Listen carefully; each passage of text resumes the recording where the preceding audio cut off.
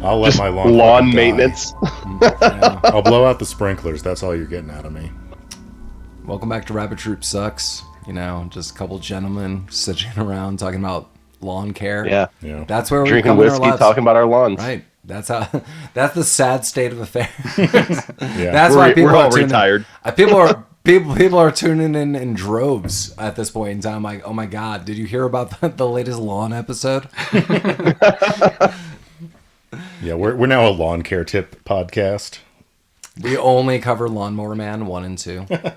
That's how far We do endless podcasts on Lawnmower Man. just how great it is. In different perspectives. Yeah. We could just get different guests every time. So like how much did you like Lawnmower Man? This is our 65th viewing. Yeah. So I'm starting to maybe not like that, Paul. No. You will always like it. That's the podcast. Well, we're coming at you with, in October, Halloween weather, with Something Wicked This Way Comes. 1983. PG, question mark on that. In a small American town, a diabolical circus and its demonic proprietor prey on the townsfolk. This is Ray Bradbury, screenwritten, and his novel as well. So very notable. We have a lot of notable directors so far and writers. We opened up with Stephen King. We moved to Wes Craven, and now here we are, Ray Bradbury, and a bunch of notable actors in this film as well. Did Ray Bradbury ever write any other scripts, like movie scripts? Yeah, I saw somewhere. I should probably open it. Because I had no idea that he wrote a movie script. I knew this story was based on his story, but I did not know that he wrote the movie script until I went on IMDb. So clearly, Bradbury, most notable for Fahrenheit 451, right. The Illustrated Man, and he wrote, I believe, all the short stories for Ray Bradbury Theater. So I don't know, if that really counts, but he wrote a lot of them that I think were based off his own short stories, but then was the screenwriter for that. But maybe I saw somewhere that he did write for something. I mean, that was early in his career. I just don't know if he did it really beyond that. I just don't know. I've actually never... He did soap commercials in the 70s? Probably. I've never read anything by Ray Bradbury outside of, I think, 1 or 2 short stories in my life. But I read his autobiographical book on writing. I just happened to have it at one point in time, and I just kept reading it because I thought it was thoroughly interesting. And I thought, if that's how he's writing that, I would gladly read anything, but I have not read anything. I would imagine a lot of you maybe read Fahrenheit 451. No. I have not. I think I read it in high school, maybe. Yeah, I might have maybe. as well. I don't remember. I did not. I was not given that in high school, and that's where I'm at now. And now I read things about lawn maintenance and how to care for the lawn as it turns to fall. So take that, novels and classic lit. now I'm on the internet with people going back and forth and starting hate wars on the proper seed and aeration techniques that I need to be doing. Wow. Yeah. There's no time for art whatsoever in this. We have director Jack Clayton. This is crazy. He I didn't know much, but he straight up directed The Great Gatsby. Funny enough, I was in a room with Jeremy when we watched the Leonardo DiCaprio version? No, or the original, 74. Okay. Oh, wow, okay. So Jeremy and I were in a high school English class together, and we were in a room watching this movie. If either of us were paying attention to or not. I like the class. I just don't know if I paid attention to the 74 version of this. I bet you weren't. With Robert Redford. Robert Redford was in it. And Okay. You haven't seen this? No. Yeah, Robert Redford is Gatsby. Bruce Dern is Tom. Okay. Oh, Robert Redford's... Yeah, he's Gatsby, yeah. I haven't seen the Leo one either. I've not seen Paul the Leo takes one. a fuck ton of notes, man. You dug deep some in the of notes. it's up here. So, none of my notes are mentioning you. I just remember it. It's all here. it's all here somewhere that we pull from the ether in these late rabbit troopy nights. Okay, so jumping right in here. The two most notable actors, Jason Robards, unfortunately died in 2000 at 78 years old. And I don't mean that negatively. He was always an old man in the movies. I saw him. All the President's Men, clearly I think a lot of people are going to know him for. I forgot when I saw this, I was like, oh God, he was in Magnolia from 1999. And that's, I think, I would assume the last time I saw him. There's two movies I always think of him as a teen or maybe younger. Dream a Little Dream with the Coreys from 89. And another one, it was Max Dugan Returns from 83. And it has, oh geez, I can't think of Ferris Bueller's name. Yeah. We're good at this. Matthew Broderick. Broderick. Broderick, yeah, thank you. Sorry. In all my notes, like so many names. Yeah, I think that was a movie when Matthew Broderick was much younger. I saw it a bunch when I was a kid for whatever reason. And then we get Jonathan Pryce. He plays Mr. Dark. I note that he's in the Jim Henson Storyteller, one of the episodes I remember a lot. I also remember him from Brazil. I would love to do Jumping Jack Flash at some point in time. That's from 85, Whoopi Goldberg. Is that a Whoopi Goldberg? Yeah, hell yeah. Hell yeah. It's Whoopi. That movie's awesome. Yeah, hell yeah. Yes, Collin, yes. Haunted Honeymoon, maybe next Halloween, next year, 86. And The Adventures of Baron von Munchausen from 88. And I often, this is my side note. He has also played a main Bond villain in one of the... Yeah. Oh, yeah, duh. Yeah, and he was in Ronin, which is one of my favorite movies. I always confused fantastic. him. And I there's like a weird flashback I had as a kid watching Something Wicked This Way Comes. Like I remembered a couple things. I haven't seen this movie in at least a decade, but I saw this movie a shit ton growing up. It was like this is one of the movies always on TV, and I loved it. But I always confused Jonathan Pryce with Roger, I think it's Ress. And he is Robin Concord on Cheers, and he always dated one of the leads.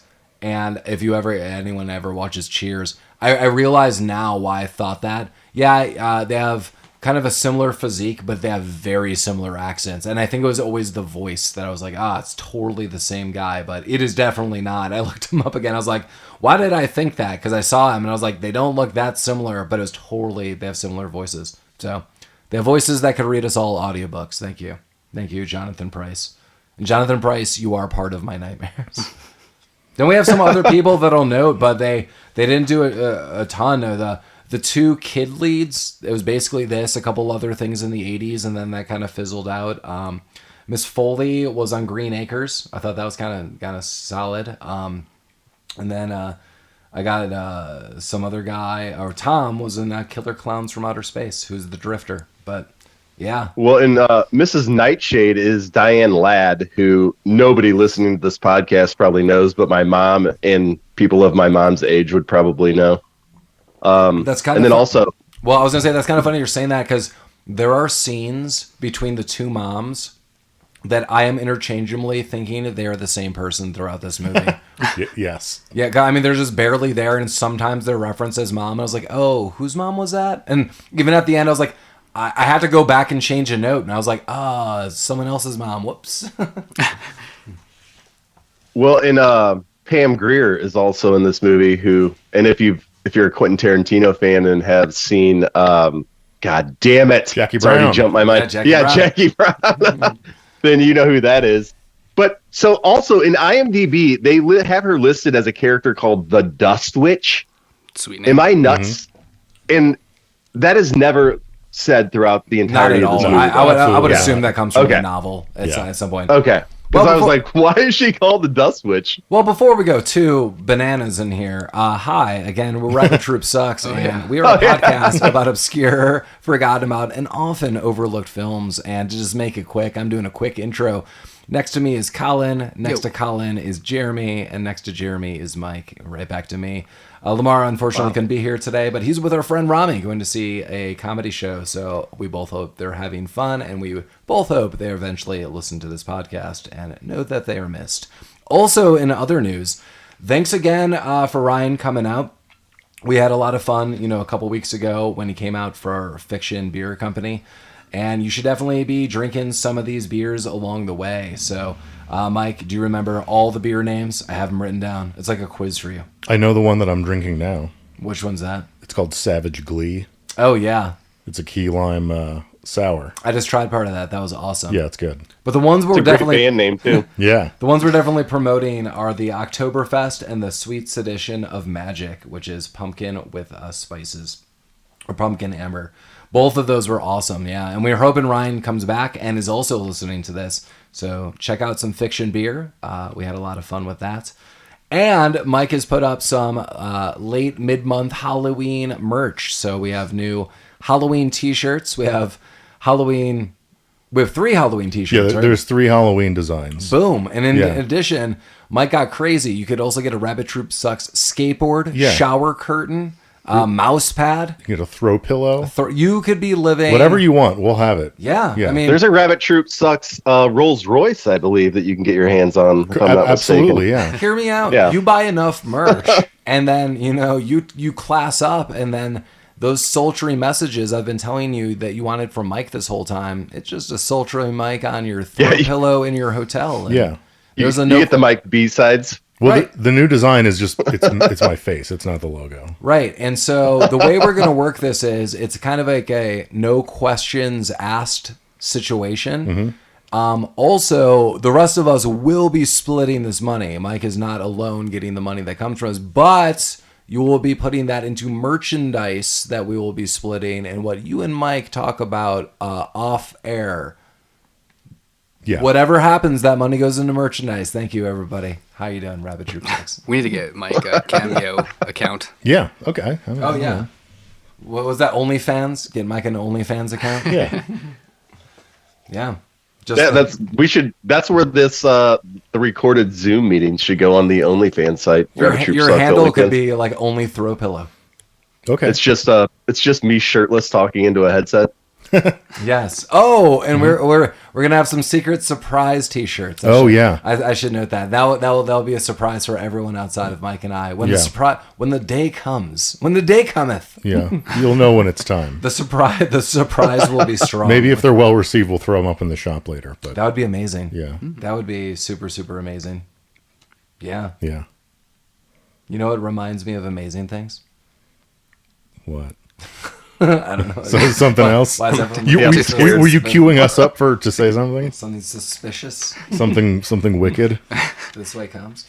Well, one thing I want to note about this movie, now that we're kind of back into it, and we've established ourselves finally, this is a Disney movie, and kind of that as a backdrop, I think is bananas. Just, that was the echoing question I had all throughout this film. Disney? Question mark? Because there's no way in hell most of this movie would be made today through Disney. There's just... Did we watch a different movie? Because I felt like this was super tame. I do not think this is tame for a lot of Disney stuff. Okay. Yeah, I thought that, like, I knew that this was not like a typical Disney movie. I like it that it was darker and they talked about themes that Disney doesn't usually talk about. But I also did not think that I thought this was a fine PG movie, especially in '83. I mean, PG-13 didn't exist. Well, if I'm so mistaken. so that's the thing that when we've talked about this more recently, as we noted, we did at the Minicon, learning about the rating system a little more, and I would argue that this would definitely be a PG-13 film. But there's not really any gore. There's no nudity. There's no Racist. sexual tension. Mild swearing. Yeah, like it's. I mean, I don't know. I agree, but the themes of death and just the imagery of some of this, I think, is so heavy-handed that Okay. I can. So how about this?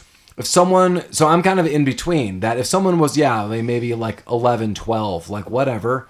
But like if you're gonna be like PG more to like 7, 8, 9, that's where I'm like, this is kind of nuts. Like I don't think that's maybe a good idea. That's maybe a little too general audience. Because that's like just heavy imagery for like a 7-year-old. Anyone? I guess my take was more like I don't think a child of that age would be super interested in this movie. I was watching this movie when I was 4 or 5 years old. Not that it was like By the way. inappropriate. Yeah. Like I actively, I've seen this movie probably at least a couple dozen times in my life, and most of them when I was like 4, 5, 6, 7, 8. Wow. And look how you turned out. So I also saw this movie when I was that young, and I loved this movie. when I was that young. So I have not seen this movie since I was young, and watching it again, I still like it, but I also have some like critiques now that I'm adult sure. and like I've seen many movies, and we'll talk about them. But I still like this movie. Well, that's just my going to be my overall critique going through that. I'm surprised. Like, I just don't think Disney would sign on for this. There's not enough like quirk to make this PG. Again, that just seems pretty dark. And I loved it as a kid, so it's. Yeah, I mean, I guess we'll talk about it. Things I also want to note is clearly people rip the shit off of some of this movie. I mean, if you see the opening sequence is like a train going through night, and the music that's playing is a little more symphonic. Huge Hogwarts notes here. Like any Harry Potter fans, I was like, whoa, man! Like someone must have been like a little nod to Ray Bradbury in this. Am I wrong? Yeah, I thought it was kind of Star Wars-y. Star Wars? Yeah. Wow. Well, so Stephen King wrote a screenplay of this movie that was rejected by Disney. And if you know anything about Stephen King's novels, he went on to write a novel called Needful Things, which is kind of similar and not just kind of like there's certain themes that overlap. But I thought that was interesting also. Jeremy, I totally agree. I never thought about that until now. I never put Needful Things as a comparable movie, but yeah, like some of what happens in the trade-offs are very similar. That's interesting. And like someone just like coming to town and doing like some weird stuff, and the town's like normally doing nothing, but until like some weird dude comes in. Mike loves the opening narration. He told me on the side. He texted me. He's like, I love when people narrate. Yeah. Well, he said that on Wizards too. He's like, this is my favorite thing in the world. This was worse than Wizards. Because I don't know. It didn't feel Expect the natural. guy's voice. It's the voice. Like it makes you want to strangle the life out of the person. His voice was rough. Like a rare month for boys. Was he what he said about October? Like what the fuck does that mean? Who talks like this? Oh, you know what it means. Yeah. Well, we almost named this podcast a rare month for boys. It was a special month for a boy. Was it a special month for a boy? That's right, and that's what we almost named it, a special month for boys. Yeah. I might have watched a different copy because I'm pretty sure he said rare in mine. I don't know, man. Yeah, honestly, the worst part of this movie for me was what every person said, the way everyone talked. I'm excited. Mike doesn't like this. I thought the movie was fine overall. Just like Jeremy, he already told me he overall does not like the film. But it was just every word that everyone said felt weird. Well, I am glad that Mike told me that because I can't really defend anyone outside of two characters, and I'm totally going to defend clearly Jonathan Pryce and Jason Robards all throughout this film. I'm with you halfway there. I'll defend Jonathan Pryce, but I am not going to defend that old man because we'll get in more into that about that. I can understand the back and forth. I'm even willing to say future forward. I understand the back and forth that you might give Jonathan Robards, but there is a moment that I'll highlight that I think he kind of overall redeems himself to highlight like I'm actually a badass actor in this movie. And it does come and go. Like it's not just like shining strong all throughout. And I think he's a good actor all throughout. I just think the words that were written for him were phenomenally stupid most of the time. Well, that dude, much like Wizards, loves smoking cigars. Yeah. And only one a day. Just literal doctor's orders. Right. Yeah. One a day. One drink. Yeah, one drink. That was a big drink too. And those were also cigars as big as, I don't know, like 7 pencils rolled together. I mean, there's like the penguin cigars. They weren't, that is, like those thin little cigarette ones.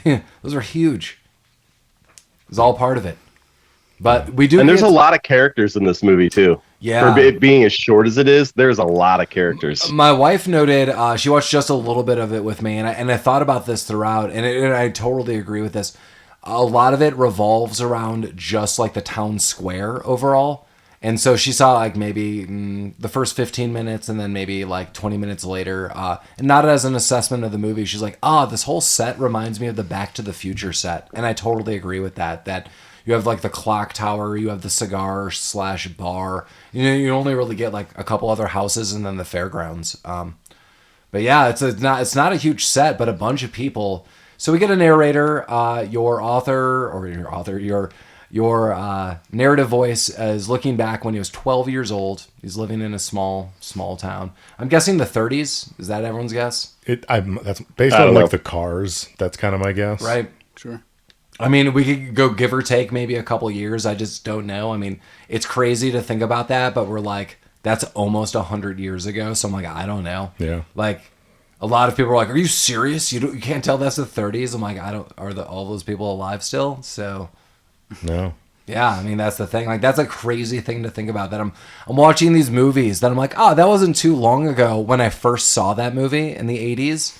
But now I'm like, oh my god, that was 100 years ago. So, yeah, I mean, yeah, that's crazy. Yeah, that's because we're old. Yep. So we get a couple people being noted right off the bat. You get Tom the Drifter, and he's selling lightning rods, and he's going door to door. And Tom Fury, motherfuckers. Yeah. Would he be the lead in the video game you would be playing of this? He was the first Disney Marvel character. Lightning Rod Tom. I can't wait for his spinoff. He's gonna spin you right off this whole month, Mike. Yeah. And then we get, and this is kind of interesting, and it does make me want to read this book. I've wanted to read this book for ages. This is like a little small goal, so I'm sure I could read this book in a sitting or two. So the narrator quickly says, this is more the story of my father, like less than him. And it is in a lot of ways. I would love to see more description and more narrative and exposition clearly going through a novel. I mean, you just can't put everything in a book. I have no idea how long this is by any means, but yeah, that guy's going town to town, and then you get to also meet Jim. So Will is your main character, and his best friend is Jim, and they hear some music, and they see Tom a Drifter walking around, and a lot of stuff's going on, and he's saying that his lightning rods will protect your house. Yeah, as lightning rods do, really. I mean, that's a good sales pitch because that's their intended purpose. Let me pitch it to you, Mike. Yeah. Ding dong. Yeah. Oh yeah, hello. Hi, Nightshade residence. Hi, I would love to give you a bunch of rods. Yeah. Okay, so I could just put them right in there. Yeah, can you just stuff it right up my chimney? Yeah. So this is gonna cost you. No. Where's your money? It's in my pants. This is happy going to cost you $1.01. Rabbit trip. So is this where he 4 carrots in your garden? Ooh. Is this where he runs into the boys and is like, one of your houses is fucked. Tell me which one this is. Yeah. Yeah, okay. Straight shooter, that guy. Yeah. Because it's all true, apparently. He's like, look, one of your houses needs protection. Whose house is this? And it's Jim's. Yeah. And he goes inside and he steals like mom's money. Yeah, like 38 cents from a coffee tin. And then he's like, hey, this is what I've got. And he's like, cool. All right. Perfect. This is what it costs, I guess.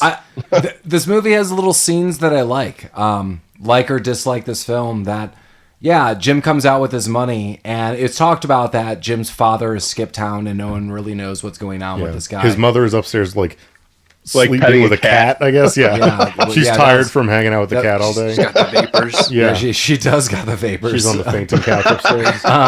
That's super weird. And Drifter Tom, there's a quick nod that it's like, I kind of understand the situation here. And Jim gives him the money, and he's like, well, how much do you have? He's like, this.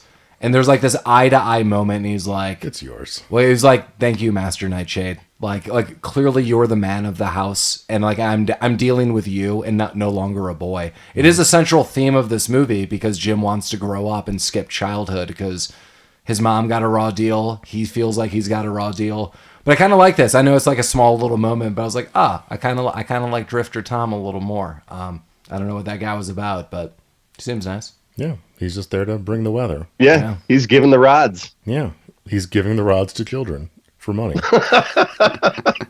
Yeah, and then we get a crazy little storm a-blowing, and flyers are blowing all along. And these flyers note that Saturday, the 24th of this October, that this carnival of Pandemonium, Dark's Pandemonium, is going to come into town. And there's a lot of weird stuff that's going on. Is this when the train passes by? Or is Well, that no, we have like the montage of Jason Robards interacting with all the townsfolk, so we know who they are. We have like he meets cigar store guy and then goes for his whiskey. Yeah. And it's the only exposition we get on any of the characters in this movie. Like a 2-sentence per character, and that's their backstory. One of the things I also like in this scene, I forgot, because so all these flyers are blowing around, and you're like, why would all of them be blowing around? And then there's that. There's a guy just throwing him up in the air. Yeah. like He's fucking just hot like, rod. You later learn it's Mr. Dark, and he is just like actively just throwing them. It's a really quick cut of a creepy scene, and it's especially kind of creepy because Charlie, who is Jason Robards, Will's father, he's the one who sees it, and he's the one who's like, holy shit, like what's going on with this guy? Yeah. How'd he get there? Because he shows up later in the train. Well, he's the fucking devil. Okay. So he just jets here and there. Yeah. Okay. Sort of. The one cool thing I like, so like the special effects in this movie are hit or miss because it's 40 years old. Right. I do like the way they did the green sky kind of billowing in. Yeah, I the thought that green sky was pretty cool. neat. Yeah. Yeah. Do you like when they do like green mist later on? Yeah. I also like that. In my notes, I call it the green goo mist. That's right, you did, Jeremy. Yeah. You remember you said that. That's Yeah. right. And that's bringing back the drinking game. Bring it back for Halloween. You need a little goo. Boom. That's a sip. Yeah. For some reason, the dad keeps, or Jason Robards, Charlie, he keeps the flyer. And he's kind of looking at it. He's kind of weirdly drawn to it. And then I think something's said, and he's like, nothing. And just chucks it in the fireplace. Yeah. The mom in this movie is such an afterthought. The mom. Oh, no one gives a fuck about that. Yeah, so a big theme in this movie is Jason Robards is a much older father. He's considered Way older. But, So old. Yeah, and you know this because he complains about it fucking constantly. Yeah. well. I'd really like to know what He's talking and about grass- I guess, grass supplements. Back in the 30s, maybe that was like commonplace. I don't know, like older gentlemen like having young kids and like having a young wife. I don't know. I mean, everyone notes it, so I don't think that's the case. Yeah. I mean, But yeah, this guy's way older. Yeah, based on this movie. And that's funny. That's like one of the first things my wife said. And she's like, wow, like, isn't he like way old to be having this young of a kid? I was like, it's actually addressed all throughout this movie. And Mr. Dark clearly uses this. But yeah, she's an afterthought. I forget she's even in this. I mean, she says like 3 things, and one of them's like, go to bed. Yeah. So, like, all right. Like, I don't think we even needed to pay this person. No. She does a great job. Yeah, she's She's paid in rods. Yeah, well, that's how that kid came out. We also learn Will and Jim are next door neighbors, and this is when they see the train at night. So they're asleep, and the train's coming through. Some of my favorite scenes of this movie, just really low key, are just them like kind of running out at night. It reminded me of me watching this movie when I was a kid. So it's like the idea of just like you would bolt outside like and just like run around seems so awesome. Like imagine like I'm 5 years old. I'm like, but when I'm 9, 10, or 11, I guess I could just like go outside at night and like run around. Like Right. that's a thing. Like I can climb onto my best friend's roof from my window Yeah. and just go buck Right. wild running around. And Yeah. that was a thing I thought would happen to me when I was 5. Yeah. Their And at windows are no always point in open. time during this movie is anybody concerned about these kids. No, they disappear for hours at a time. I mean, but wouldn't you think that's kind of 30s mentality with where they are? That's enough. Probably. Yeah, maybe I mean- that is. It probably is because like if your kid disappears in the 30s, you don't have like a cell phone or anything. I Right. mean, It's you're like, just yeah, like, they'll I hope probably he come comes back, back. I don't know. Dude, Right. Yeah. I totally bet it's something where they just go next door and knock on the door, and if Yeah. the Nightshade's mom comes down, she's like, "Oh, he's gone too." They're like, "Yeah, they're probably off together. It's fine." Right. So But- it's as close to feeling safe as you can get. Right. Like you would like where they're living, I would assume it would be like you would be more likely attacked by an animal than like just like the I don't know, 1,000 residents maybe of this area. A random drifter who has a bunch of large metal rods with him. But he seems nice. He He's does nice. seem nice, yeah. He knocks on your door and politely asks if you would like to get rotted, and Mike agreed. Yeah. Be like, hell yeah, I want to get rotted. I want the one with the beetle. Yeah. Scarab. Yeah. Yeah, the scarab. There's some other Disney movies I hope we cover in the future years. Like clearly I would just like maybe one. But Watcher in the Woods is one that's considered like roughly too dark. There's another one too that I actually have not seen, but yeah, this is weird. There's like a lot of weird stuff going on in this. That's why I'm just like, this is so unlike Disney in my mind. Yeah, it's just kind of bizarre. It is. So what's Jason Robards' name? Charlie. He's the town librarian, right? Yeah. Willie the town librarian. Willie the librarian. Willie, give me a book. And I guess like we meet the townsfolk who are notable in this movie. He's on his way home, and like I'm guessing he does the same routine every day. He stops at the cigar store to get a cigar. One a day, doctor's orders. One a day, doctor's orders. Yeah, the cigar store had the dopest lighter in the world. That's just always going. Yeah, it's like a hand with a flame coming out of it. Yeah, like the Olympic flame. Yeah, it was awesome. But we learned the cigar store owner loves gambling and wants money. Mm-hmm. He loves it. He stops at the barber shop for some reason, and the barber is like a lonely poon hound and just wants ladies. Yeah. He wants he wants that lady flesh. Yeah. Yeah, exactly. Well, I studied. And then he goes to the bar, and it's run by a paraplegic fella who used to be a football player. Yeah, a football star. A football star, high school. yeah. And he's hopping around and throwing the ball and pouring whiskey. But he just wants to relive his glory days. And you know this because he won't shut the fuck up about it. I know. And now we've now met all of the notable people. And the teacher. And the teacher. Oh, and the teacher, yeah. Yeah, there's a teacher too. Who was once considered like the most beautiful woman in town. Yeah, she just looks like a cranky old lady, but and like there's a scene that takes place later in the movie where she gets like her wish, and there is no way that person be aged into this teacher. I mean, it just doesn't happen like that. No, it does when you become a prune. Yeah, that's what you got to use SPF every day. You got to moisturize, guys. I had just been laying out in the sun. It's not just for ladies. I put tinfoil around my face. That was it. Like a solar oven. Yeah, I said sometimes put some Tabasco sauce, just right in my eyes, let them burn. But that is also the backstory. But yeah, these kids are tracking down this carnival. Yeah, so they go chasing down the train. Yeah, it seems like a lot of fun. Like, I mean, again, watching this movie as a kid, it was a thrill. It was like kind of like, I don't know, animalistic. I know that sounds maybe strange, but like as a 5-year-old, I'm like, I just got free reign just to like roaming around in some woods. Like, again, like 5 years old, I was thinking no fear, I'm not going to be mauled by a bear or some weird coyote. But that just seemed awesome. Like, oh man, when I'm 10 years old, I could be like jumping trains and going to secret carnivals. Like, I was in.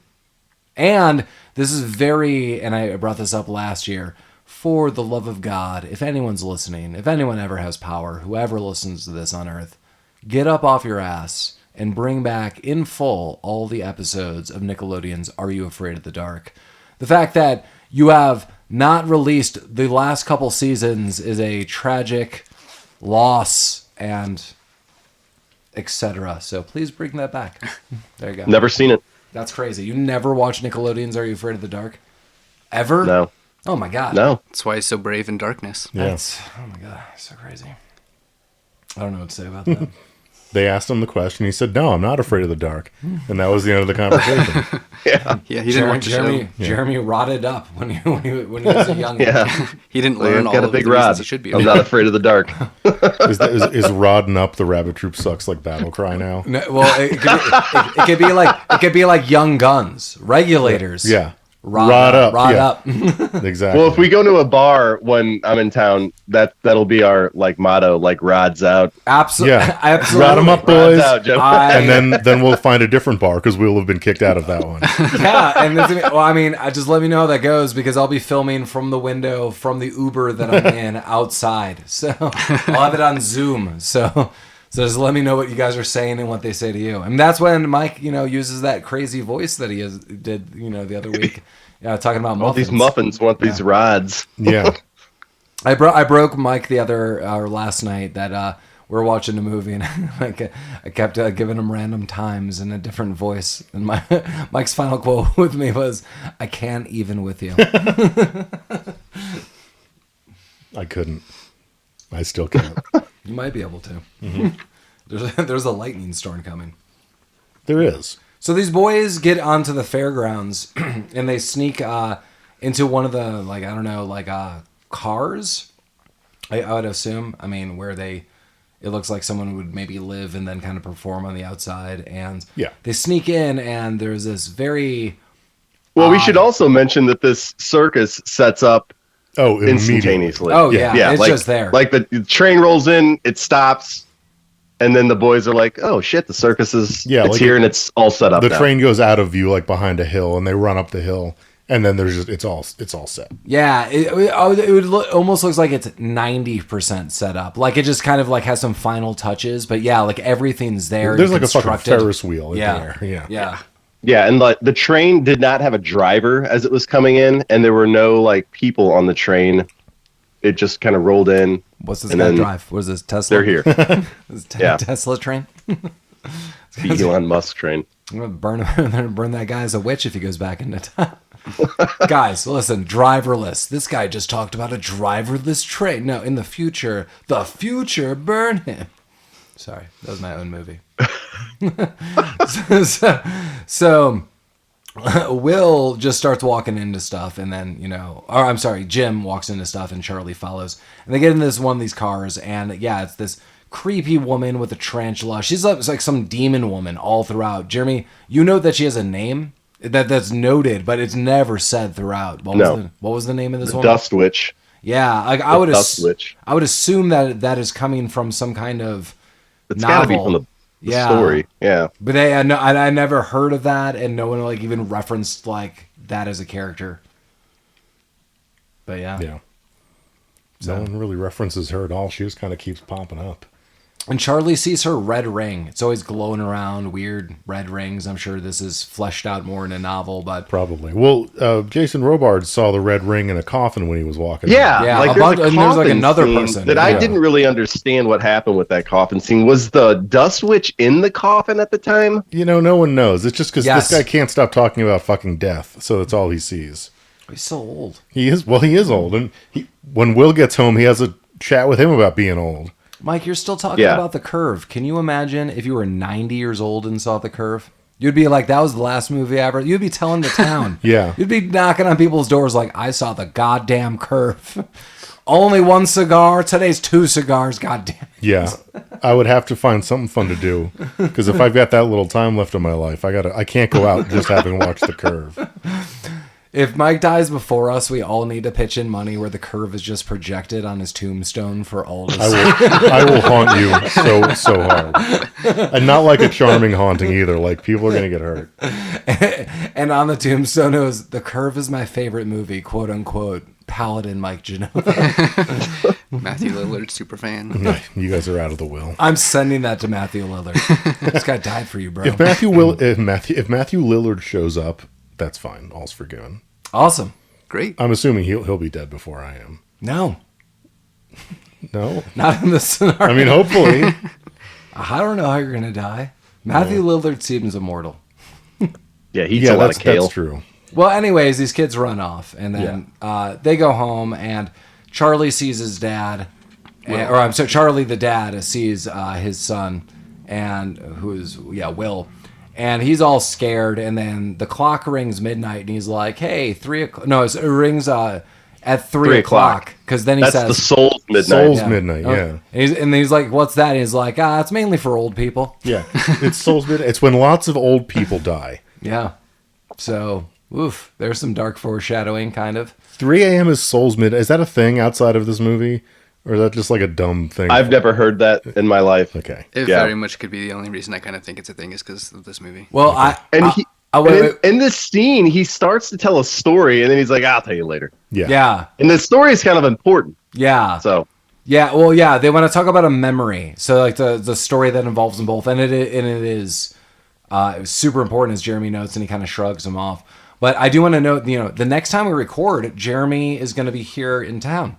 So I say we're going to show him A Soul's Midnight that he's not going to forget anytime soon. So if you want to learn about what A Soul's Midnight is, well, you Let me tell you something. If I'm up at 3 a.m., you're going to get a whole different version of Jeremy.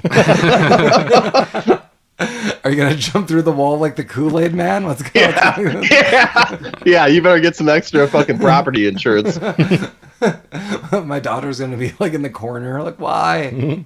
I don't like. Why did you bring this man into our house? I don't like movies.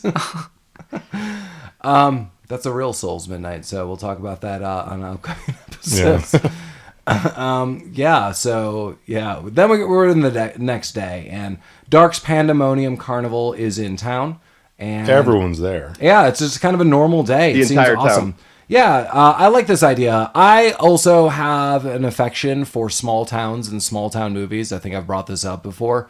So, would I want to live there? No. It's just kind of fun, like, cool. Like, I get to live there through this movie for a little bit. So, it's kind of cool that's a small town. And I would assume that a carnival comes through town and is going to stay there for what? Are we also mean like 5 days a week? I would say like a week, yeah. Yeah, like, this would be what everyone's going to be doing the whole time because no one has the internet or television, and based on what I saw, no one is also going to the library. So No, this town does not read. yeah, no one They were all at the bar, though, so... yeah. Well, they did My kind of note town. also that it's very out of season to Oh, have yeah. a carnival at all. Yeah. So the town was supposed to be, getting ready to hibernate or something. Right. Yeah, whatever small towns did back then. Yeah, and all the people Mike noted before, they're like very much like pulled into the gravitational pull of this. That Ed, the man who is unfortunately missing limbs, he's called to this like mirror house, and he's like he wins a strongman prize, and they're like, you get a free ticket to the mirror house, and he goes there, and it starts to bewitch him, beguile him. And he sees his legs growing back. They're like, no, go off. And he somehow has it. And Miss Foley, the teacher who they thought was the most beautiful woman, she seems just odd. She doesn't have anything else different, but she just seems totally out of it. Charlie, not Charlie. Sorry. There was actually a chunk when she walked out, you could see in the reflection of the mirrors her younger self. Oh, really? Oh, really? Good catch. I did not notice that. Wow, good call, Collin. Yeah, so I guess she's seen herself, and that was noted early on that she was the most beautiful woman, and she's clearly not at this point in time. And there's just dark magic at hand, and Will and Jim see her. Will even asks like, is she ill? She just seems like super weird. The barber He's getting his palm read. Yeah, that dude is all about like hooking up with women, and he's like, and the woman's like, you're gonna meet some women. Yeah, you're going to He's slay so many I bitches. love what happens to this guy, though. It's the greatest. Like, it's the best. the cigar shop owner who was very focused on money and making profits. He wins a raffle. He wins $1,000. $1,000. I mean, that's got to be huge at this point in time. That'd be huge right now. I Here's the cigars. I do want to make mention of this cigar guy because he keeps like in the beginning they talk about it like he keeps trying to play the lottery to win like this $100,000 like big jackpot like the Powerball of the 1930s. And the thing he says, he's like, if I win this money, I'm gonna do the exact same thing I'm doing now, but with better cigars. Like that was his dream. That's his dream, buddy. He won $100,000. Yeah, he's living and enhancing his dream. He's like, instead of selling shitty cigars, I'm gonna sell Cuban cigars. Jeremy, have you ever played a video game where you had a sword plus one?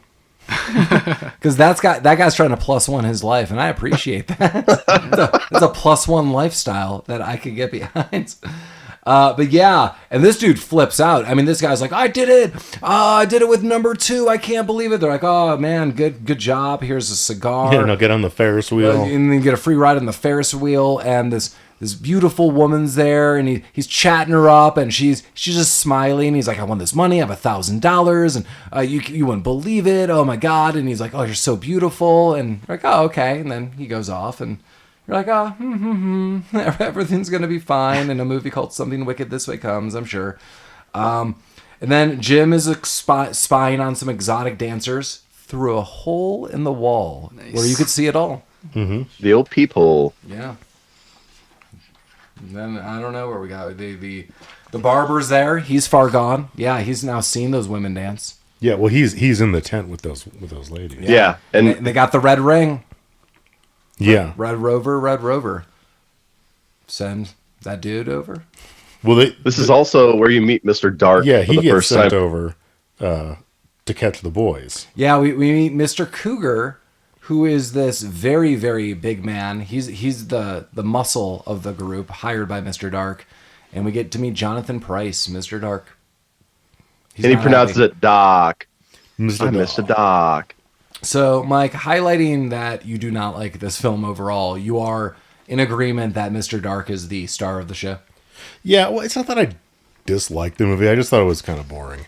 But yeah, Mr. Dark is cool. Like, he shows the boys his sick moving tattoo, which I think is like a Ray Bradbury staple. trademark, yeah. Yeah. He offers them free tickets, stay after night. That's Come right. back Come later. back and get, Yeah, because they're spying at this like a carousel, and they call it a merry-go-round. I mean, I guess it's that, but it's straight up a carousel. And then they're like, you can't be here right now. Like, you're not supposed to be at this exhibit, but Mr. Dark is interesting. Like, Jonathan Pryce is by far like the star of the show throughout this movie, because he's angry at first, but he's like able to temper his anger to bewitch him. Like, you could tell that he's like, I'm really pissed off, but you know what? I could just like I don't know, entice these boys. Like, there's a better payoff. You can. Whoa. But you could just tell, like, in this like demonic charm, it's like, there could be a greater good for me. And he doesn't laugh like that, but well, he may as well. But yeah, so the boys decide the boys decide they want the goo, but they don't want to go home, so they kind of hide out until everyone leaves. You boys come back later for the ghoul. The ghoul. And these boys have no fear of anything. They're in it. They're like, hey, this thing appeared over like out of nowhere. That's Especially fine. Jim. I'm not worried about that. Jim's like, oh yeah, man, we're totally going back. Yeah. And like, in part of me, I was let's go like, back. in the 30s, I'd be like, I know, like, what else am I going to do? Sleep? Right, go home and stare at the fireplace or whatever people did back then. Like they want to wake me up early and do homework. Like, there's a carnival in town. Like, I'm going to write Mima a postcard about this. Like, she's going to be so impressed. I mean, it's been a short film so far, but there's basically been no consequences to any of their actions. So Correct. let's keep the ball rolling. And there really never will be. Nope. Right. And No. just remember, Jim's biggest deal is his dad's not there, and he's going to keep highlighting, like, he wants to grow up. Like, even if he's kind of afraid, he doesn't want to be afraid. It's, like, very clear, like, it's a child's thing. Like, adults aren't afraid. Adults want to see these women exotically dance. Adults want to do this. My mom doesn't have that. I could be a better person. Like, it's just clearly, like, dad issues. Well, and counterpointed by Will, who is afraid of everything because his fucking father won't stop talking about death to him. Well, then, he talks differently. He's like, well, listen to me, little one. He's like, have you read the book about ghoul? He has it at the library, ready to check out. I have a whole encyclopedia about goo that I want you to read. We're going to start with G. You think it's going to be goo? It is, it's goo. That was from the director's cut, I think. Yeah, The that scene was cut. Yeah. Happy Halloween, everyone. That was part of the Stephen King script. I hope you eat some candy with your goo. Yeah, I don't know. Things are happening. Yeah, a lot of stuff's happening. Well, they send him off, and also they do spy on the carousel or merry-go-round going round. And Mr. Cougar... Backwards, yeah. Yeah, backwards. And Mr. Cougar, who's this giant hulking man, turns into this little child, and he just runs off. Yeah, why does he Young turn into a Coog. child? I fucking hate this. Well, that's going to be it explained in a little bit. Yeah, Is it, though? yeah, it is. Kind of. Not really. Because I feel like nothing that happens with that child needed any that child sense. there to happen. Yeah. So the teacher, she's expecting her nephew to come into town, Right. and young Coog now is gonna take over the part of her nephew. Now, beyond that, everything that happens with the young kid imitating her nephew doesn't make a lick of sense. Wait, let me go back a little bit. I'm under the impression she was basically hypnotized to think her nephew. Maybe Okay. that's Or a but nephew. that's not explained. Yeah. You were Somewhere- inferring correct. that. Because, like, So my thought is she's under a spell. Okay. That she's like, I have a nephew and this person's coming. So like they implanted that thought to her. Sure. And then this kid shows up And then what? and is like, I'm your nephew. Right. And then what? I think this kid is checking in on all the people that they've now like cast a dark spell on, and is basically making sure they are doing what they want in this town. I see. Yeah, that makes sense. And But causing that's not trouble. explained. And yeah, it's not explained. Yeah, I mean that's totally correct. But I think he's checking in on all these people, and he's causing more mischief in town for funsies. Yeah, so he turns into the kid, he runs off, and the Will and what's his fuck Nightshade, Jim. yeah, they kind of follow him. Is that right? And Yeah. they go to check up on so the teacher. they're following him. And then they go to warn her. Like they're like, oh man, Yeah. like this kid is not who he says he is. Yeah, and she's like, "You stupid fucking kids! Well, they're My fuck little outta here. whisperers." yeah. Well, they're like, oh, we just wanted to check in on you, and she's like, that's so sweet. She's like, oh, my nephew's here, and then they spy on him, and the nephew comes in and does this insane slow walk towards them. I thought that was creepy as That hell. was creepy, Yeah, and then takes a brick and or like a big rock and throws it through a window. right? And just gives him the finger and runs away. Yeah, Like fucking Quimby. Right. yeah, Nice try, fucking nerds. yeah. And then the woman's like, "I know it was you kids." Yeah. She thinks it was Will and Jim. And And then they run off, then they run off. which they should. Yeah. And then she looks in the mirror and she starts turning hot. Yeah, But oh no, she's also blind. yeah. That was cool. Yeah. Monkey paw thing is cool. Yeah. You didn't like that at all? I like that. Like, I don't know. Maybe because I've seen like 8 million things that are the same story. Like the episode of Rick and Morty that is this movie is better than this movie for me. that's crazy.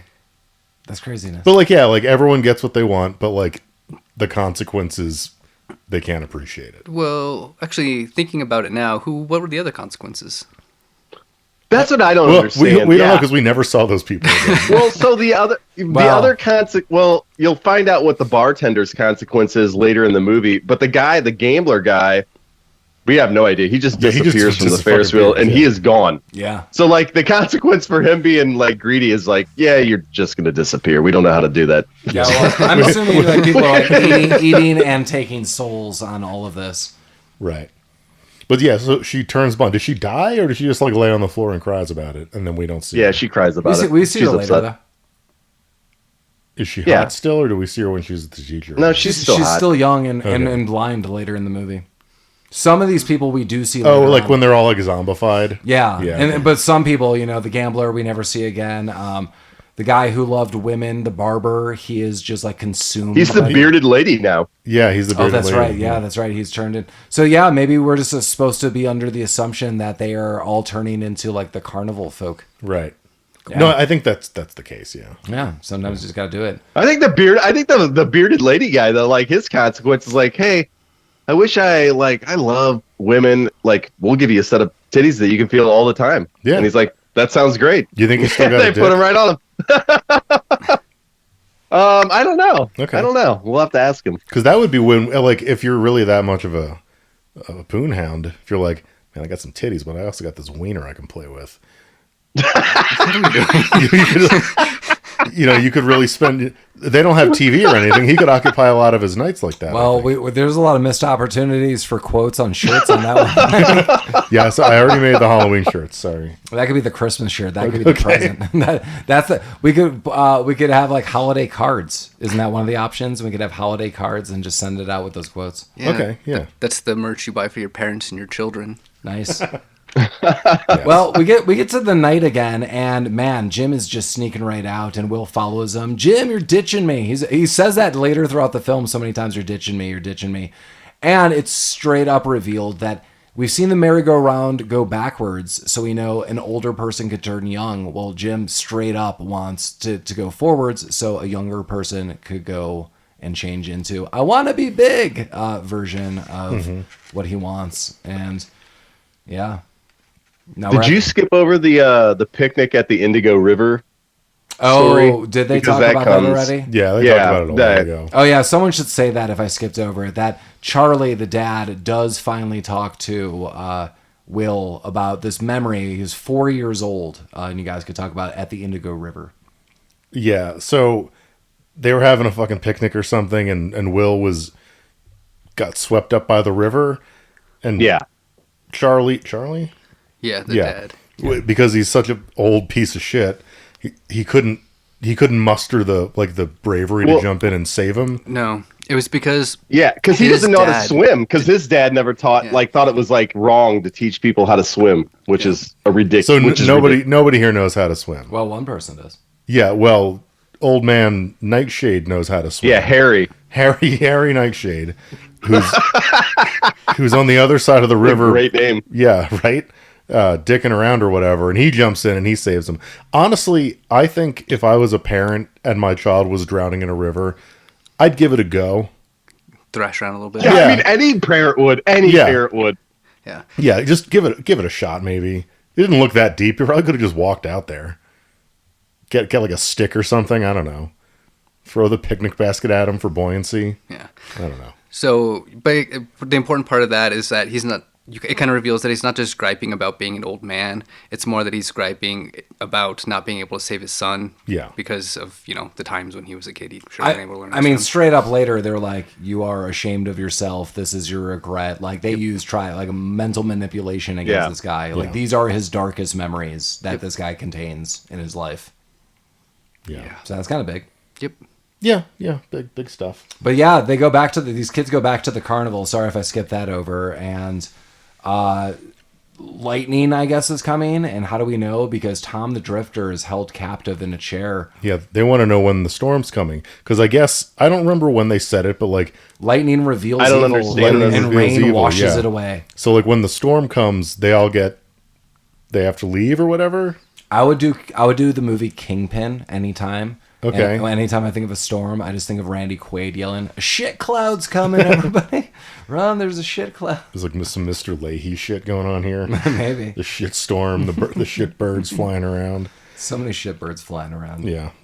That's why they want to get out of there. That's the evil. No one wants to be there when the shitbird shows up. Yeah. So this woman, the evil woman, Tom's bride. Apparently, this is how they're trying to entice him. Appears and then they electrocute the hell out of poor Tom all throughout this. Yeah.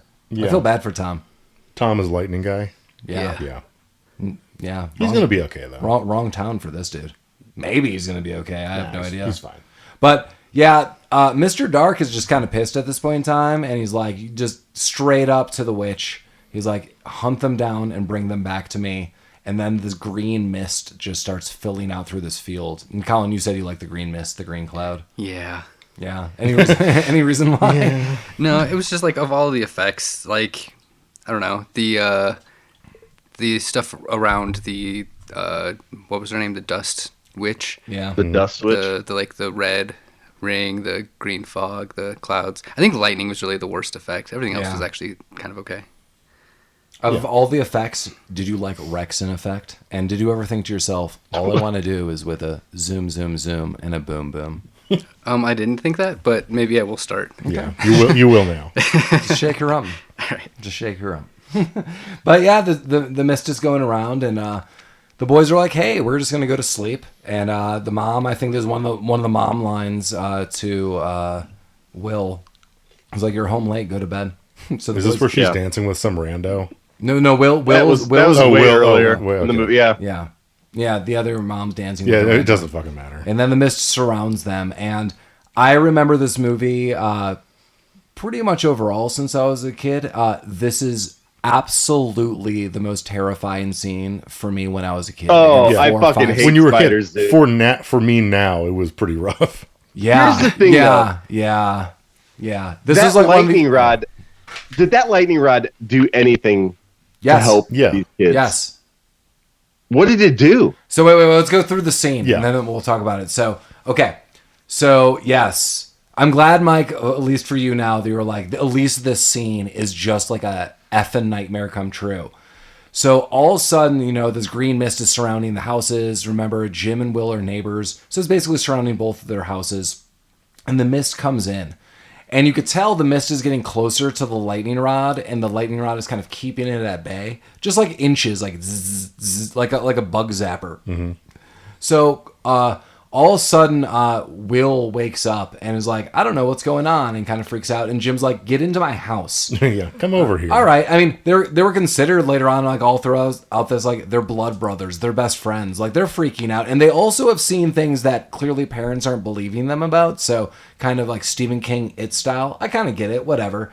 So the mist is like somehow penetrating their house, and then the ceiling starts opening up in Jim's house. Caves in a little bit, and tarantulas everywhere. A shit ton of them. Like, And again, I watched this movie 4 or 5 years of age, everywhere. it's worth noting also, they used like 1,000 real tarantulas. Yeah, like there is a Yeah, ton of them. there was no special effects. They used like 6 tarantulas, and they used stuffed animal tarantulas that don't move at all. Oh, really? Yeah. It looked like a lot of real tarantulas. Was that in the trivia? The Because I was gonna IMDb say, trivia? because I was like, guys, if that's true, there's like actively like people stepping on them scenes. I'm pretty sure they killed a bunch of tarantulas. I was like, I don't think that you could pass that off. Like, yeah, I definitely like went back to rewatch some of this, but in some of like the scenes where they kind of zoom in and there's maybe 20 or something on the screen, only like 6 of them are moving. The other ones are just like, Okay. But they are everywhere. There is a scene they open a door and there is just probably like 50 on a wall. I'm like, I could tell you that this scene kind of traumatized me a little bit, but enough to later in life be like, I'm so curious. I love horror movies. I loved being freaked out. Like this would be a scene to be like, this is my origin story of why I like horror movies, because it made me jump and I had a good time. But this is just a freaking nightmare. It's pretty rough. So there is a storm that comes through, Jeremy. And so it's kind of like, it's almost like a video game. You could see the lightning rod charge up a little bit and then lightning strikes it. It basically, like, I don't know what is fully happening, but it's this. Lightning strikes the rod, and both the boys wake up immediately. They wake up in separate beds. They're in their original houses. I also note, I remember this scene. I don't know why, but both of the boys in the camera shot look like 3 or 4 years older than when they started in the movie. There's a trivia about this whole scene. So this whole scene with the spiders was filmed, and there was a totally different play out. Disney didn't like the way that it looked, and they went back like a year and a half after the original scene was filmed and filmed it again, and the boys were noticeably so older. happy that They had gone through puberty. Yes. And their voices are deeper Hell too. yes to me. nice. Shit, Jim. I have recognized this all throughout my childhood until now, because they both actively look older. Will has like a clearly different haircut. Thank Jeremy. I'm so glad you're telling me that, because like I've always been like, this is weird. Like this is a weird scene. There's a scene in The Outsiders at the end too, that if we ever did this movie, that I'm like, it's another scene from my childhood. I'm like, the camera work is just 1,000% different. It's so bizarrely weird. And it's just like, as a kid, I was like, this doesn't look right. And I feel weird. And this is one of these scenes. I'm like, why are the kids older now? Like, was that part of a spell? Nope. Jeremy demystified it for me.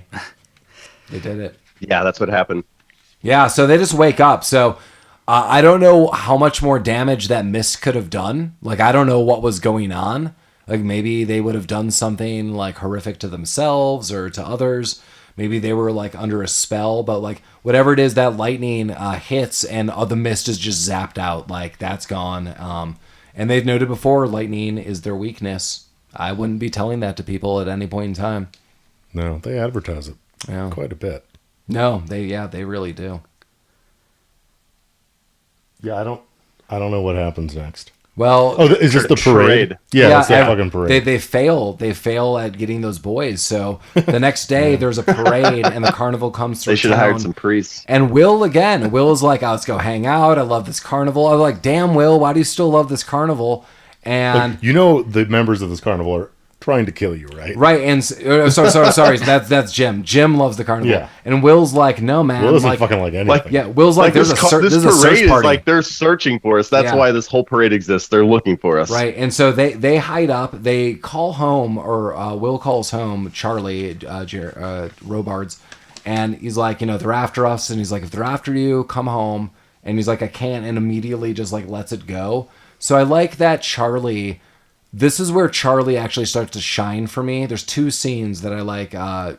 Jeremy Robards. Is it Jeremy? Jason, yes. Jason So Robards, here's before you get into this though, I want to like the dad.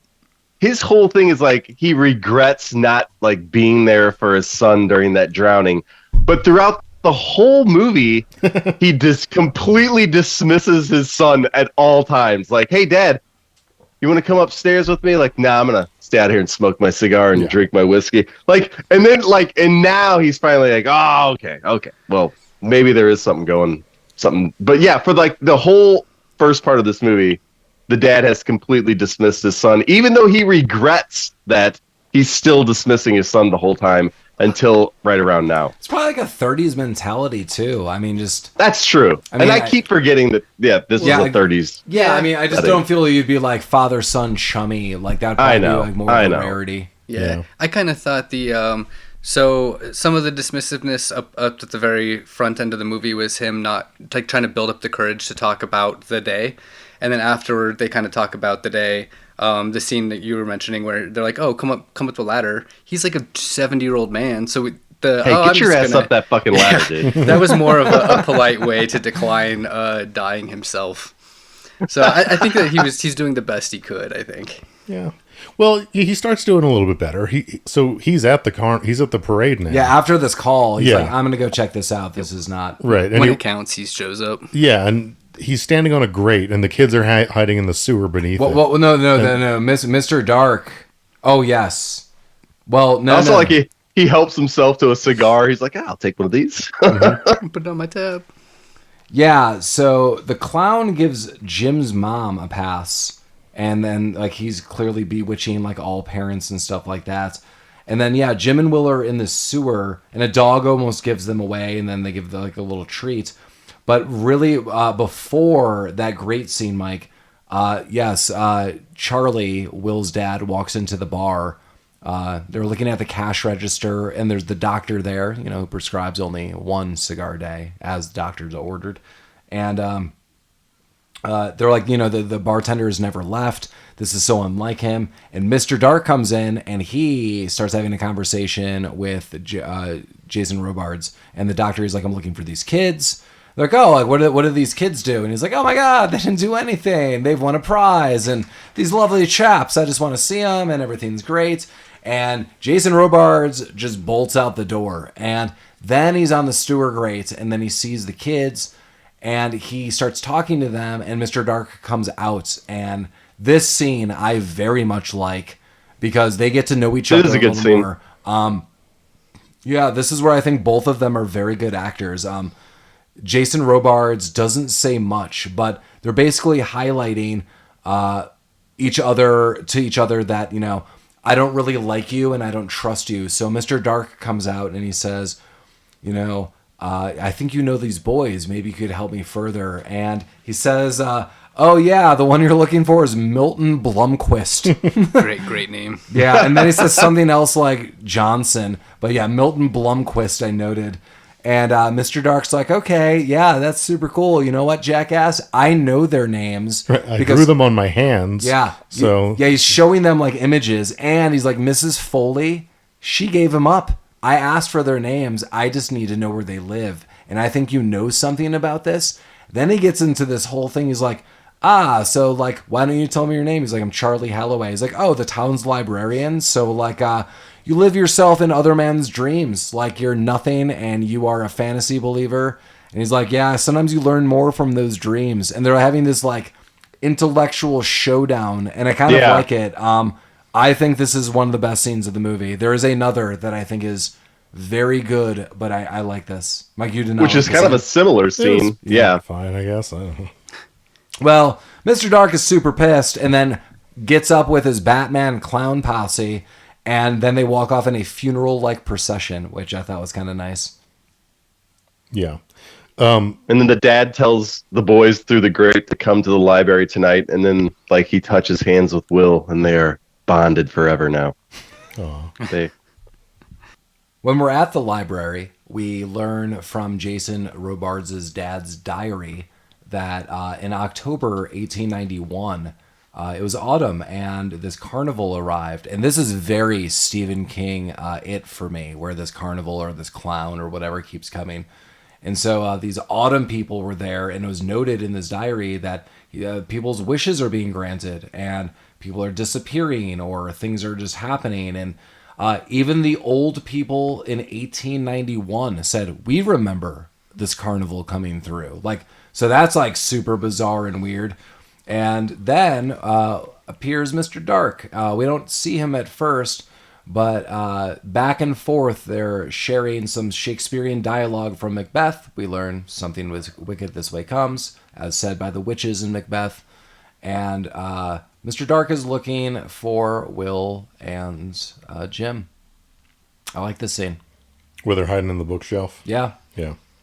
I think Peeking out. I think this is the best scene in the entire film. And this is where I said Jason Robards and Jonathan Pryce. This for me is the best of both of them.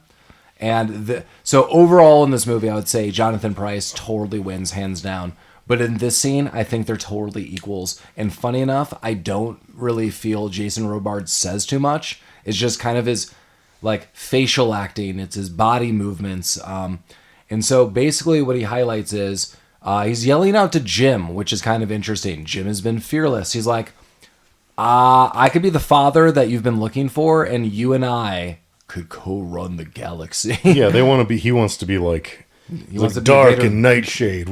The names make sense. Yeah. We could run the carnival together. It was Kismet. It was great. Yeah. Yeah. What was the name of the carnival? Was it Dark and Nightshade Pandemonium Carnival? Yeah, he even flipped it. He's like Dark and Night, Dark and Nightshade, Nightshade and Dark. It could be whatever you want, bro. But I'm gonna be your daddy. And then Charlie's like, I know who you are. You're like part of these autumn people. And he's like, your dad, the preacher, told you that? Like, read a book. And then he picks up his dad's diary. And this for me, this scene is the best. He's like, tell me where your son is. Tell me where your son is. Tell me where his friend is. And I will grant you exactly what you want. He's like, you're a feeble old man. Mike said that he's been complaining the whole film. He has been. And Mr. Dark absolutely knows it. And he's like, you tell me where they are, and I will turn back the clock for you. And he starts pretty early. He's like at 30. He's like, how about I start you back at 30 years old? You basically could restart your life. You would have your money that you have now, your property, your son's there. But I'm going to kind of take him away. But everything else you could start. And then he rips out a page and he's like, how about 31, 32? And then he gets to 35. Then Mr. Dark gets super pissed off. And he starts just ripping out pages. He's like, how about 40? 40, it's getting a little too late to have a kid. How about 42? Just start skipping through. And then he just starts yanking it out. And then he yanks He's yanking it out? Pages. Oh. And then he gets to 52 and just throws the whole diary right at Jason Robards. Yeah, he's angry. And Jason Robards, I feel, again, so going through this scene, as Mr. Dark is like, I'm going to be nice. I'm not going to be nice. I'm angry. I'm furious. You piece of shit, take my offer. The whole time, Jason Robards, one, it is abundantly clear, is never going to sell his son out. Like, not at 30, not at 40. There's never a thought in my mind that he would ever sell him out. But he does look sad. He looks sad that he might have had the opportunity. He looks sad that this offer is on the table. But it is so clear that he's like, I'm not going to take it. And he doesn't say much. But then he's basically just looking at Mr. Dark like, you're a pathetic piece of shit. Like, if you ever thought I took that, like, Jeremy, we're both parents. Like, can you imagine, like, I'll give you more years on your life. Like, sell me your, like, kid. Like, not a chance in hell. Like, I can't imagine. There's a chance it's going to be a better kid. Yeah. Well, I'll take that. Wow. Yeah, I'd have gone back. Yeah. Yeah. Happy Halloween, everybody. Cooler kid, better wife. Start over. Yeah, but he does not take it. Learn how he to fucking doesn't. swim. Yeah. Yeah, learn how to swim. I mean, come on, god damn it. It's like a Tool song. I can't imagine a religion that's like, you should not teach people how to swim. Like, that seems ridiculous. Like, at some point, you're going to encounter water. Well, that's true. Well, Mr. Dark, after all of this, basically renders Charlie kind of disabled. Like He he almost he seems. fucks his hand up or something. Yeah, this is super Yeah, it dark. crushes it. Yeah. Yeah, well, yeah, it's really bizarre. I don't think I know fully what happens. And this scene also kind of haunted me as a kid. He picks up his hand and he's like, "You're basically paralyzed." And he picks it up. He's like, "I'm going to give you a little taste of death." And I almost feel like he gives him instant arthritis at first. Like he is just But it's like hand splits open. It's yeah. Yeah, it's like at first, and then it just like burst open and like really awful. And then later, before he leaves, note. But you got to remember, dude, these things like Mr. Dark and like the Dirt Witch and I got to be honest, I don't know where these little midgets fit in, but they're running around too. Like they absorb people's pain and like their insecurities. Like that's what they're feeding off of. So I think that's why he was like trying to give him as much pain as he could to like make himself stronger. That makes sense. It looked really painful. And if I had split hands like that, we need another blank sponsor. Yeah, you're gonna get some. You need some lotion. We've told you drink fiction beer. Fiction is awesome. Now, who's gonna do your hands? It's gonna. You need like a CBD lotion company to come in now. Like, yeah, are your hands split? Try Dark CBD. CBD hand cream. I may have split it, but I could mend it. But yeah, Dark grabs Will and Jim. And then as he rolls out, he tells Dust Witch, give him another taste of death. And it looks like she gives him basically like a heart attack. Like sort of. Like don't kill him, but kind of render him useless. And he kind of has like a weird heart attack. Yeah, he tells her to like make his heart stop for like a second. Yeah. Yeah. It looks super haunting. It just like slows down and he kind of dies a little bit. Yeah. But he's fine. Yeah, he's fine. He's good. But the Battle of Wits in the library again, my favorite. Yeah. I thought that was really good. But yeah, Charlie comes to eventually, and he runs to the fairgrounds, and he's like, "I'm just gonna run and deal with this." And he sees, I believe, Jim's mom. Yeah. And Jim's mom like, "I got this ticket. I'm waiting for a guy." Yeah. Like Mrs. Nightshade, it is 3 o'clock in the morning. She's waiting for Harry. Yeah. Could you go the fuck home? Yeah. Yeah. So yeah, that gets kind of weird. And then there's a big fog rolling in, and Charlie goes into the House of Mirrors, and the fog kind of consumes him. And he is shown basically like a slideshow of how all the townsfolk has fared. Like, they got all their wishes, and I could offer still kind of you this wish, and lots of terrible things like you're a failure of a father and of a man, and your son hates you, and these are like direct quotes, and you're gonna drown in your own regrets. It's really nice. It's like a poem. It's like a Joy Division song. It's a Hallmark moment. Happy Halloween. Mm-hmm. But then you hear through all the awfulness, like, Daddy, I love you. Da-da. Yeah. And it's love. Da-da. It solves everything. Da-da. And it breaks the House of Mirrors, and it breaks the spell. What? So I think yeah.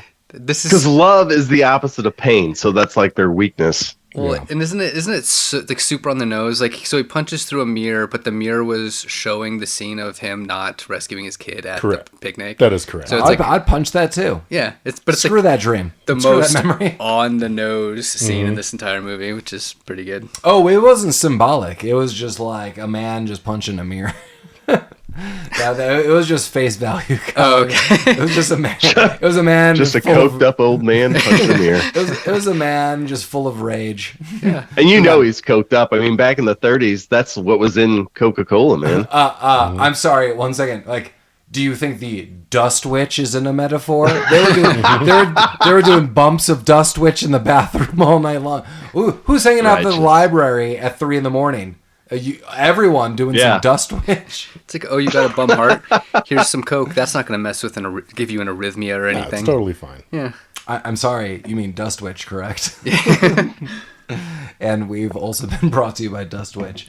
But yeah, he comes to, and he hates that mirror so much. Yeah, I mean, that was not sold by Restoration Hardware, but it could have been.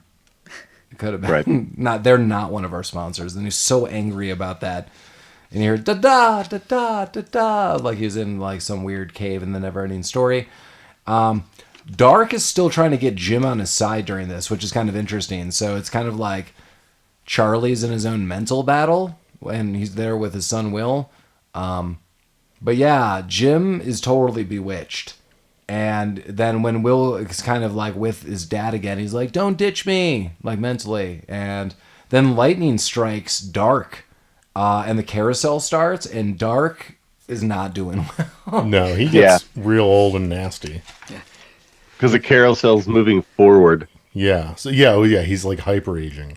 Then I think his legs fall off. He Gets Real Old and Nasty is one of my 80s hip-hop songs that I'll share with you later. Oh, also, the lightning rod guy escapes from his little torture chair and stabs the fuck out of Dust Bitch. That reminded me, I mean, this movie, predates it, but that reminded me of Robin Hood, Prince of Thieves. Mm-hmm.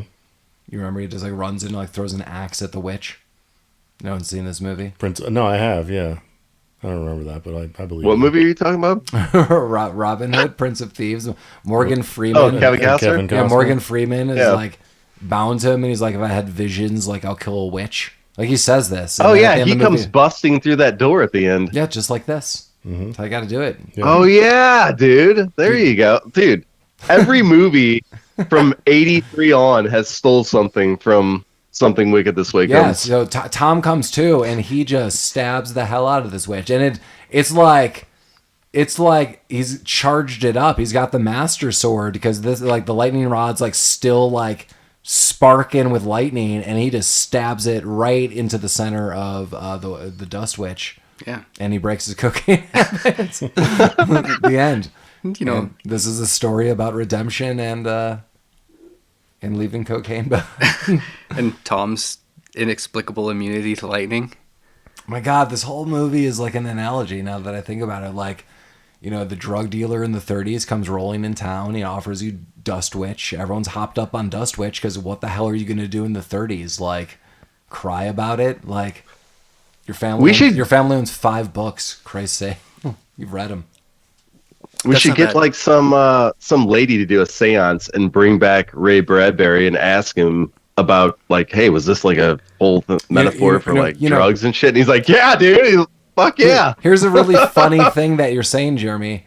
I thought about maybe looking up a psychic that we could do on Zoom. That while you're here, maybe that would be how we open the Halloween episode. That we get a psychic reading.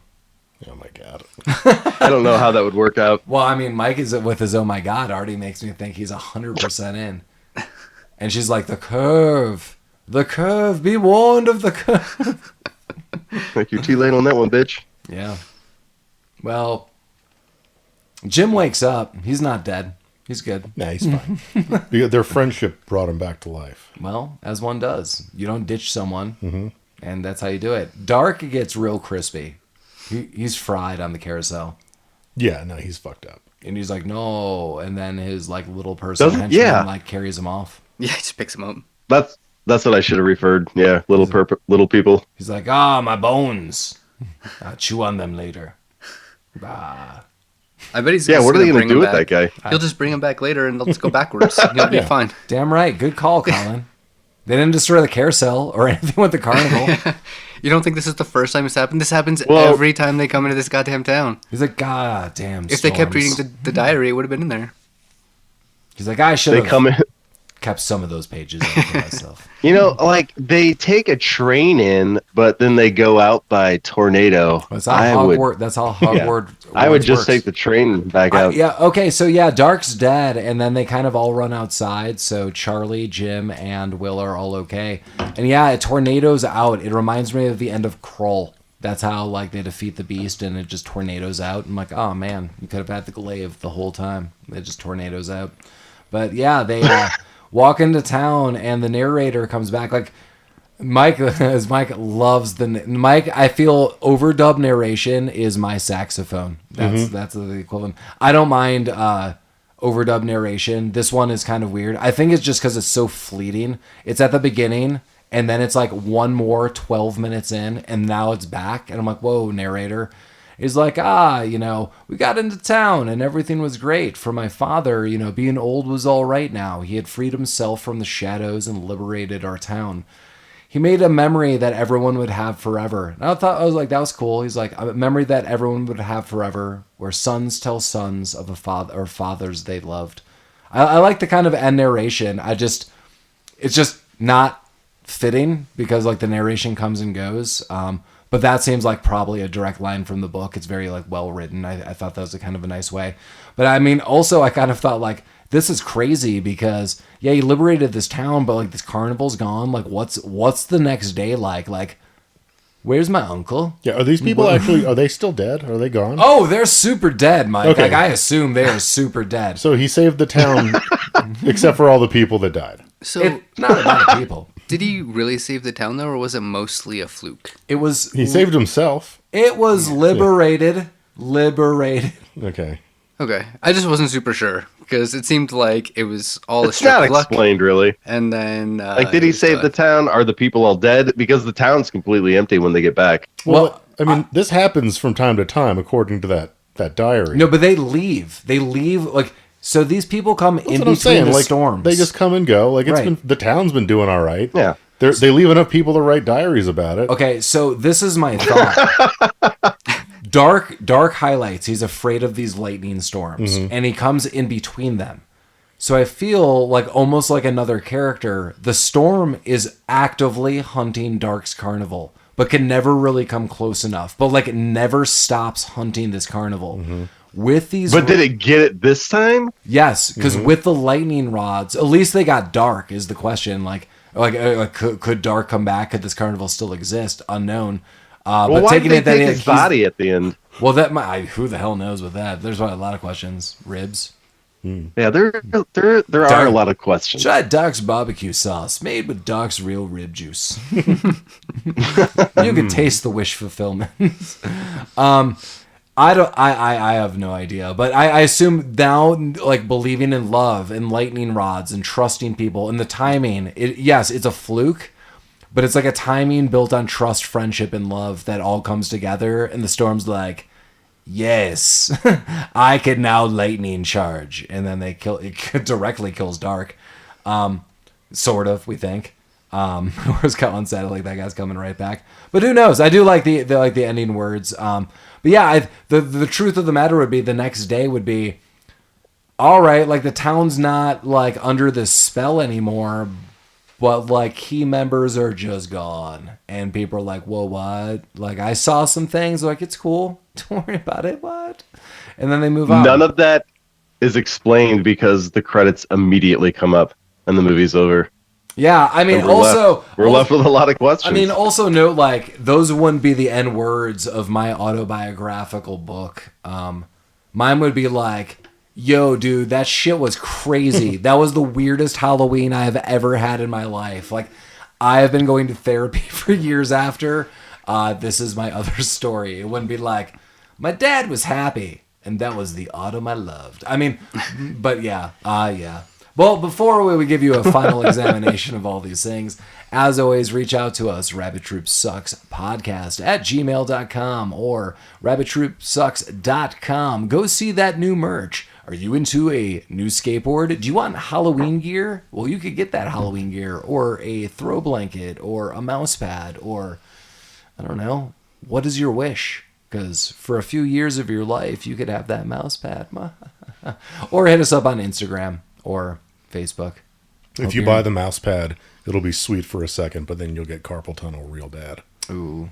I feel like I'm kind of getting that, Yeah. Yeah. but I don't know what it is. I've never had it. Think about the things. If you bought 50 mouse pads, the things you could do, Mike, on your complimentary Rabbit Troop Sucks throw blanket. I mean, again, thank you for buying that merch for $10K. What you have discussed after recording hours is up to you. I'm gonna soundproof my office with Rabbit Troop Sucks mouse pads. I would appreciate that. That's You would, yeah. That'd be a shit ton of mouse pads. sure. I all I want is the video of your wife walking into the room after it's complete, after the full construction of that room. But yeah, we're halfway through a Halloween month, so I truly love the fall season.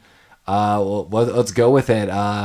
Mike, I'm totally opening with you. Something wicked this way comes. What, you got a problem with Ray Bradbury? I mean, apparently, because I thought the prose in this sucked. I don't know. You mentioned you like small towns. I don't. Like, the small town movie thing is not for me.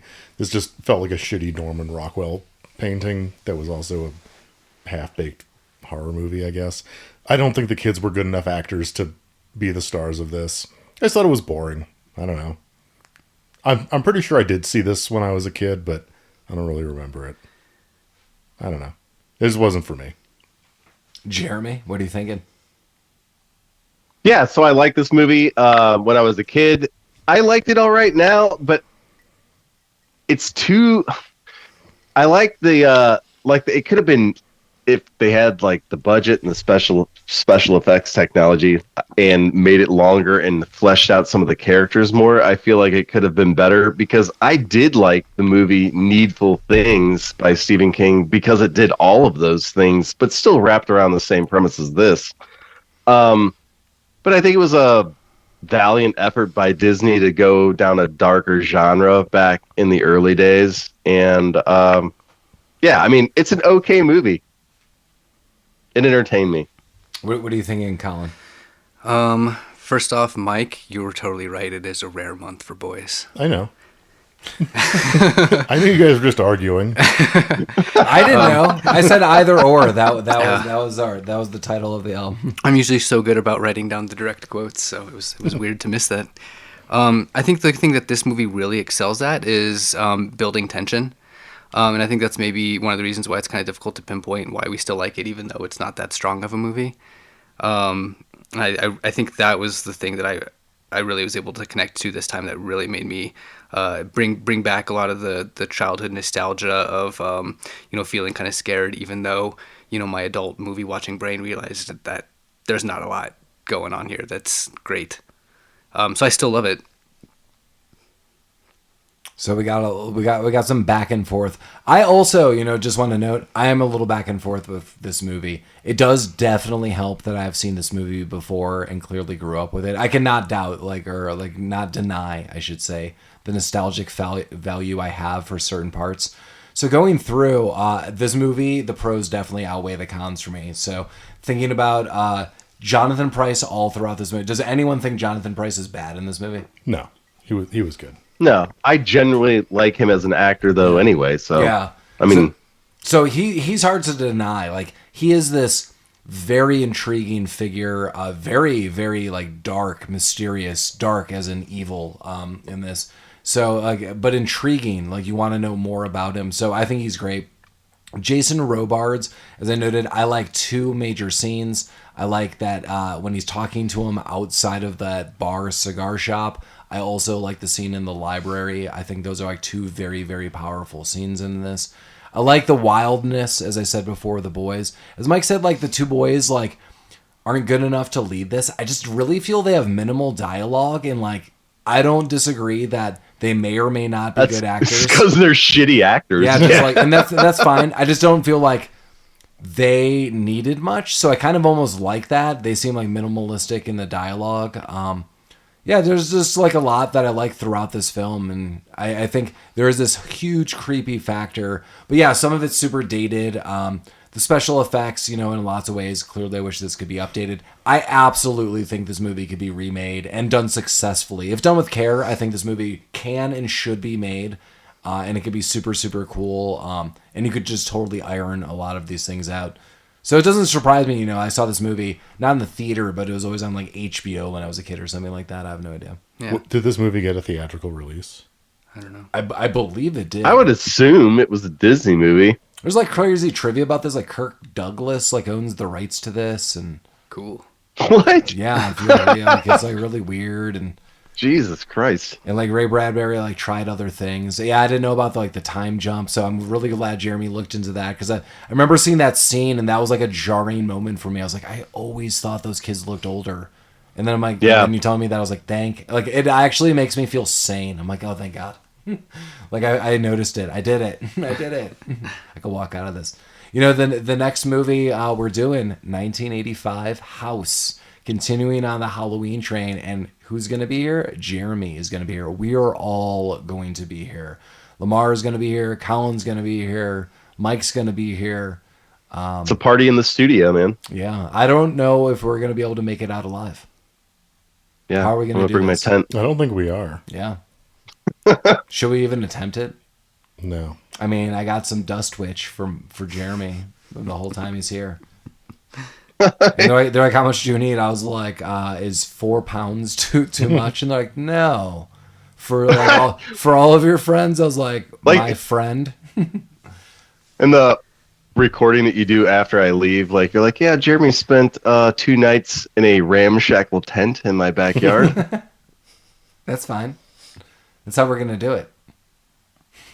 Well, I look forward to all of this. So yeah, we're gonna have Jeremy in the studio for livesies. So it's gonna be super fun. Mike, do you want to discuss to anyone what we're gonna do and how we're gonna salt their ears going forward or anything like that? What the hell does that mean? Yeah, what does that Salt mean? their ears. Mike always likes we're gonna carve out a loving place in your ear canals or. No, ear talk. none of that. Okay, not even for like Halloween times. Do I like ear talk? I mean, there's been a lot of things said. I say some stuff. Wow. Okay, I'm getting the hell out of this, and all of you are getting the hell out of my house. As always, Rabbit Troop sucks. Rabbit Troop sucks. Right. True.